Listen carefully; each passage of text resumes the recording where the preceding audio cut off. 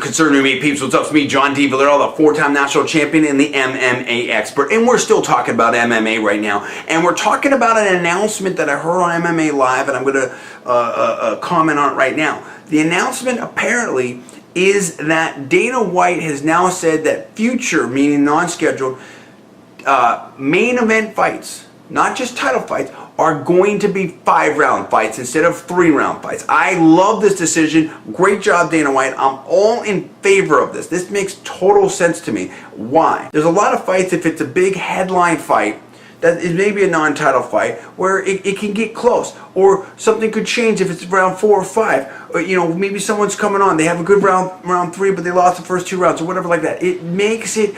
It allows the fighters more of a chance to decide it in the ring, in the cage. It allows the fighters more of a chance to decide it in the cage, number one. Number two, it gives the fans, you know, more entertainment value, everything like that. It gives more to the fans. I like it. I like it. And here's the other thing that I think makes sense. In boxing and stuff, you have title fights that are 12 rounds, but you have different, you know, title organizations, you know, 3 of the big 3, and the others and whatnot. And in UFC, you really have just, you know, 1 title. But there are other fights that are just, you know, high caliber fights. And my point is, if a fight is worth headlining, let alone headlining a pay-per-view or something like that, then there's no question in my mind it should be a 5-round fight. That just makes sense to me, you know.